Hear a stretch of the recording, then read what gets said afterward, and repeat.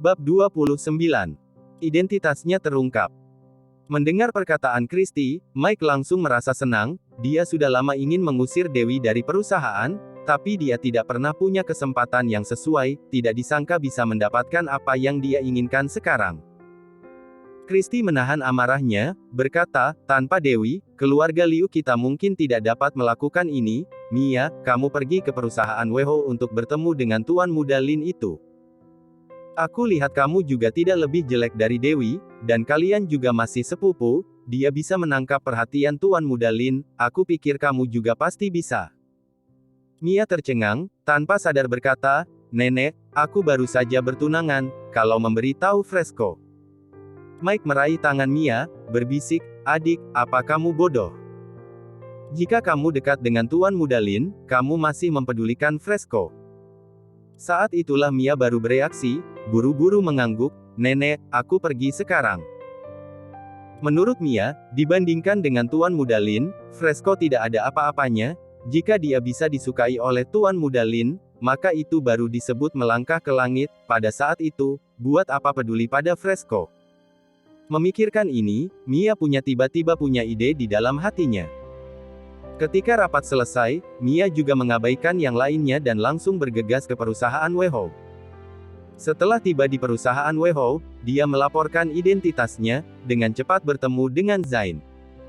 Zain melihat Mia, dengan tidak berdaya berkata, apa kalian keluarga Liu tidak capek? Kenapa datang lagi? Aku sudah memberitahumu, kerja sama sudah berakhir, apa tidak mengerti? Mia tersenyum, berkata, Zain, kali ini aku datang bukan untuk membicarakan kerjasama, aku di sini untuk mencari orang.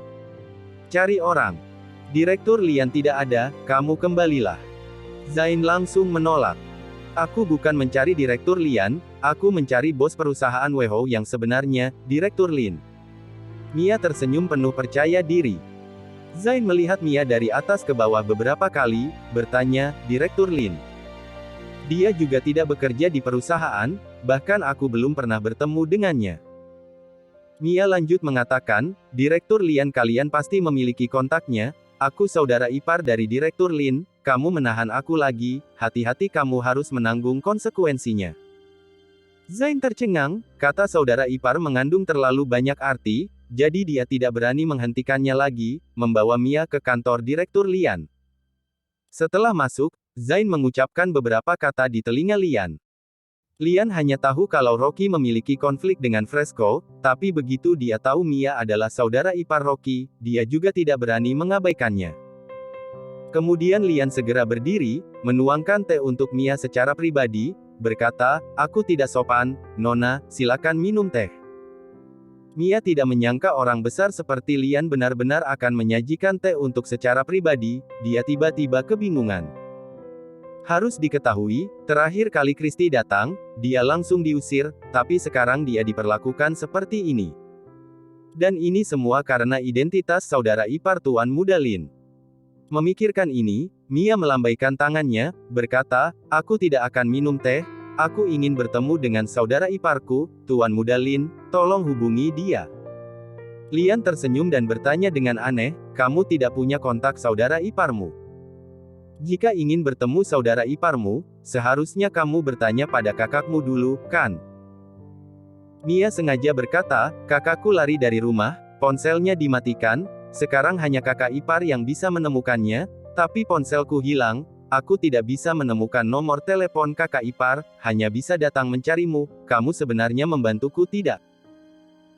Lian sudah membayangkan sebuah drama cinta keluarga, berpikir mungkin Mia sekarang sedang ditindas oleh kakaknya, jadi dia tidak bisa maju, tapi sulit menjamin dia bisa menjadi nyonya besar di masa depan, jika dia membantunya, ketika dia berkembang di masa depan, itu juga akan bagus untuk dirinya sendiri. Memikirkan ini, Lian buru-buru mengangguk, berkata, aku perlu meminta instruksi sebentar. Selesai bicara, Lian menelepon Rocky. Rocky sedang membeli daun bawang di supermarket, tiba-tiba menerima telepon dari Lian. Lian tersenyum pahit di telepon, Tuan Muda Lin, orang-orang dari keluarga Liu sudah datang ke perusahaan Wehu beberapa kali, mengatakan mereka ingin bertemu dan ingin berdiskusi dengan Anda. Tidak bertemu. Rocky bahkan tidak memikirkannya, dan dengan tegas menolak. Apa Tuan Muda Lin bisa begitu mudah untuk ditemui? Lian ragu-ragu sesaat, berkata, perusahaan menolak beberapa orang yang dikirim oleh keluarga Liu sebelumnya, tapi kali ini yang datang mengatakan dia adalah adik ipar Anda, ingin bertemu Anda. Adik iparku. Alis Rocky berkerut, sedikit terkejut. Apa jangan-jangan Mia? Apa wanita ini sudah menebak siapa dia? Jika diketahui identitas aslinya, memang perlu untuk bertemu dengannya, setidaknya dia tidak bisa langsung memberi tahu Dewi. Tuan Muda Lin, apa Anda ingin bertemu dengannya? Lian meminta instruksi. Rocky berpikir beberapa detik, berkata, karena dia tahu semuanya, kita buat janji saja, suruh dia datang ke gerbang selatan Taman Sakura jam 7.30 malam. Jika keluarga Liu bisa ditundukkan, menyembunyikan identitasnya, dan tidak lagi mempersulit Dewi lagi di masa depan, dia bisa memberikan satu kerjasama kecil. Di sisi lain, Lian menutup telepon, tersenyum dan berkata pada Mia, Tuan Muda Lin setuju, jam 7.30 malam, gerbang selatan Taman Sakura. Mia segera sangat gembira, mengambil tasnya dan berlari keluar, dia harus segera merias wajah dan berganti pakaian. Lian melihat punggungnya, berkata dalam hati, ini saat yang tepat untuk adik ipar perempuan untuk mengejar kakak iparnya.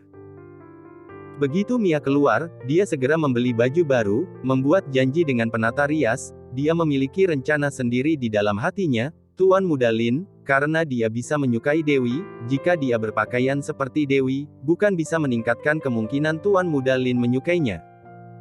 Selain itu, waktu janjiannya jam 7.30 malam, pada saat itu mengobrol, makan, dan sudah malam. Mengikuti pola normal, bukankah setelah itu menginap di hotel? Tuan Muda Lin ternyata memang pria normal. Memikirkan ini, Mia merasa dia cukup yakin, jika semuanya berjalan dengan baik, mungkin sesuatu akan terjadi dengan Tuan Muda Lin malam ini. Jam 7.30, Rocky mengendarai mobil elektrik, pergi ke tempat yang sudah disepakati. Alasan dia membuat janji jam segini, sepenuhnya karena saat ini dia baru selesai mencuci piring di rumah, ini waktu yang sulit didapat untuk dia berjalan-jalan. Sudah lewat jam sibuk, sudah tidak banyak orang di jalan, Rocky cepat-cepat pergi ke gerbang selatan Taman Sakura. Melalui cahaya senja, dia melihat sosok seseorang dari kejauhan, dia tercengang, Dewi. Mobil elektrik semakin mendekat, Rocky memarkir mobil dengan cemas dan berjalan ke sana, baru dia melihat dengan jelas, itu adalah Mia yang berdiri, tapi dandanannya persis sama dengan Dewi. Setelah Mia membersihkan semuanya, dia tiba di tempat yang disepakati lebih awal untuk menunggu. Bagaimanapun, dia hanya bisa menunggu Tuan Muda Lin, tidak bisa membiarkan Tuan Muda Lin menunggunya. Setelah menunggu lama, akhirnya ada suara langkah kaki terdengar di jalan. Tubuh Mia menjadi tegang, tidak mampu menekan kegembiraan dan ketegangan di hatinya. Tuan Muda Lin akhirnya tiba. Bab 30. Rocky murka. Di mata Mia, Tuan Muda Lin adalah orang seperti naga dan burung phoenix. Dalam masalah status, bahkan jika menjumlahkan semua orang hebat di kota Gopo, juga tidak bisa dibandingkan dengan dia. Karena ini, Mia memiliki pandangan yang kuat dalam hatinya, dia tanpa sadar meraih sudut roknya dan bersiap untuk membungkuk. Tapi sesaat berikutnya, ketika dia melihat sosok itu dengan jelas, dia tercengang. Bagaimana mungkin Rocky si ayam bau ini? Apa jangan-jangan Rocky adalah tuan muda keluarga Lin? Ide ini terlintas di pikirannya, dan langsung ditolak oleh Mia dalam sekejap mata. Setelah beberapa detik, dia berteriak marah, Rocky. Apa yang kamu lakukan di sini, sampah? Apa kamu sedang menunggu orang? Tanya Rocky tanpa menjawab. Dia tidak punya banyak waktu. Setelah menyelesaikan masalah, dia harus segera pulang secepat mungkin untuk menghindari omelan Jenny lagi. Mia tercengang, dengan curiga melihat Rocky dari kepala sampai kaki, berpikir. Setelah beberapa saat, Mia akhirnya mengira dia dengan pintarnya menebak. Pasti ada yang membocorkan berita dia akan bertemu dengan Tuan Muda Lin, si Rocky ini pasti datang untuk mengambil kesempatan untuk menjilat Tuan Muda Lin. Memikirkan ini, wajah Mia menjadi suram, melihat kejalanan sambil melambaikan tangannya, dengan tidak sabar berkata pada Rocky, pergi, pergi, pergi, jangan menghalangi pemandangan di sini, aku sedang menunggu tamu penting, jika kamu berani membuat masalah, aku akan mencongkel bola matamu. Cepat pergi.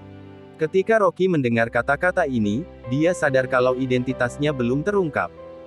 Si Mia ini bahkan sama sekali tidak tahu kalau dia adalah Tuan Muda Lin. Sepertinya dia yang terlalu curiga, jadi dia salah mengira Mia sudah tahu identitasnya yang sebenarnya. Rocky menghela nafas lega, dia dengan tenang berkata, "Apa taman itu milik keluargamu? Aku senang berada di sini, kenapa kamu yang mengaturku?" Mia dengan marah berkata, "Yang bermarga Lin, jangan kira aku tidak tahu apa yang kamu pikirkan, kamu kira Tuan Muda Lin, karena kamu bermarga Lin, jadi bisa bertemu mengenalnya. Ada perbedaan di antara setiap orang, kamu di level orang bodoh, kamu bahkan tidak berhak menjilat sol sepatu Tuan Muda Lin." Rocky sedikit mengernyit, berkata, "Aku di sini bukan untuk menjilat Tuan Muda Lin. Sampai sekarang, kamu masih ngotot, kalau kamu memang seorang pria, akui saja dengan jujur, dengan begitu aku baru bisa memandang tinggi kamu." Hal yang paling tidak disukai Mia adalah sikap tenang Rocky. Seorang menantu sampah yang tinggal di rumah orang tua istrinya, dari mana dia mendapatkan ketenangannya? Meskipun Rocky memiliki sifat yang baik, tapi pada saat ini, dia masih dibuat marah. Dia berkata, "Lalu kamu orang di level apa, aku harus punya apa untuk dihargai kamu?" Mia mencibir, berkata, "Aku peringatkan kamu untuk yang terakhir kalinya, menjauhlah dariku, kalau tidak, jangan salahkan aku karena bersikap tidak sopan. Apa kamu benar-benar ingin menyuruhku pergi?" Rocky tidak ingin terlibat dengannya, dia datang ke sini karena dia ingin mundur selangkah dan berdamai membantu Dewi mendapatkan kembali apa yang pantas dia dapatkan, tapi sekarang kelihatannya keluarga Liu sama sekali tidak layak untuk diajak bernegosiasi. "Cepat pergi, jangan merusak pemandangan di sini." Mia dengan tidak sabarnya melambai. Rocky tersenyum tipis, berkata, "Aku harap kamu tidak menyesalinya." "Menyesal? Apa kamu sedang bermimpi?" kata Mia menghina. Rocky mengangguk, tidak ingin terlibat dengannya lagi, berbalik dan mengendarai mobil elektrik, kemudian pulang. Mia menatap punggungnya dengan jijik, mendesah, berkata pada dirinya sendiri, "Kamu pikir kamu apa, pantas untuk aku menyesalinya?" Rocky jalan setengah jalan, mengeluarkan ponselnya, menelepon Lian. Dengan cepat, Lian menjawab telepon, dengan hormat berkata, "Tuan Muda Lin, kamu senang berdiskusi dengan keluarga Liu." "Lebih dari senang, membuatku semakin tidak senang. Umumkan, sebarkan berita tentang keluarga Liu, aku akan menghancurkan mereka." Setelah Rocky selesai bicara, dia menutup telepon, karena keluarga Liu tidak menyadari kesalahannya, maka mereka akan dihukum. Setelah mengusir Rocky, suasana hati Mia bagus, merapikan riasannya sebentar, dia kembali ke penampilannya yang cerah dan menawan. Dia sangat ingin bertemu dengan Tuan Muda Lin, tapi seiring berjalannya waktu, langit benar-benar gelap, dia malah masih tidak melihat sosok Tuan Muda Lin.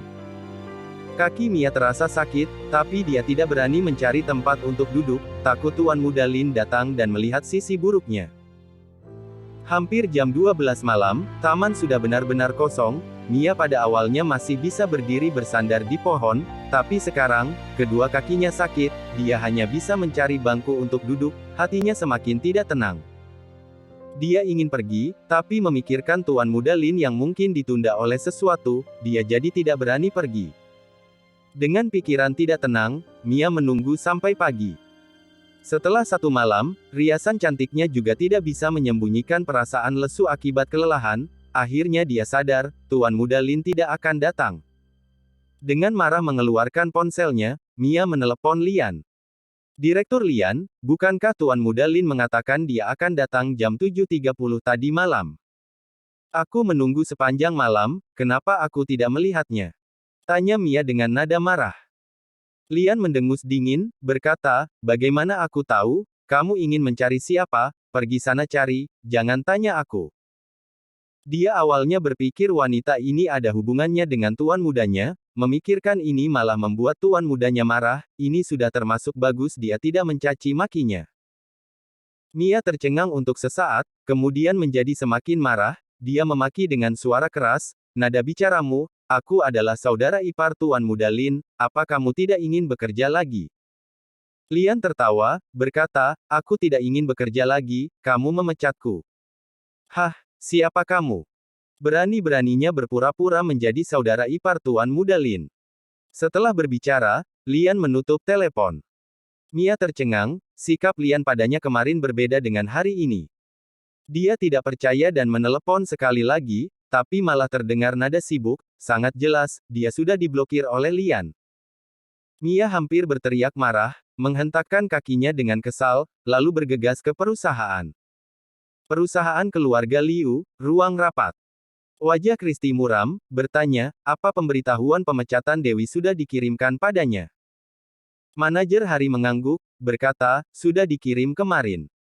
Kristi mengangguk, berkata, sudah sehari, kenapa dia tidak datang untuk memohon padaku? Mike mengerutkan bibirnya, berkata, Dewi sudah mengeraskan sayapnya sekarang, aku lihat, dia tidak akan datang untuk memohon pada nenek, mungkin dia ingin mulai mencari pekerjaan baru. Kristi mendengus, berkata, aku tidak percaya tulangnya bisa sekeras itu, menurut pengertianku tentang dia, dia seharusnya datang dan memohon padaku untuk menarik kembali pemecatannya. Pada saat ini, pintu ruang tamu dibuka, Mia berjalan masuk dengan tenang. Kristi melihat penampilannya yang sangat lesu, segera bertanya, apa kamu bertemu Tuan Muda Lin? Mia dengan sedih berkata, Nenek, aku sudah membuat janji dengan Tuan Muda Lin kemarin, tapi aku diganggu oleh si sampah Rocky, Tuan Muda Lin tidak datang menemuiku. Apa? Berani sekali dia. Kristi tiba-tiba memukul meja dengan marah, keluarga ini tidak berguna, kali ini Dewi memohon padaku juga tidak ada gunanya, usir mereka semua dari keluarga Liu. Dan pada saat ini, tiba-tiba ada suara langkah kaki yang tergesa-gesa di pintu ruang rapat. Gawat!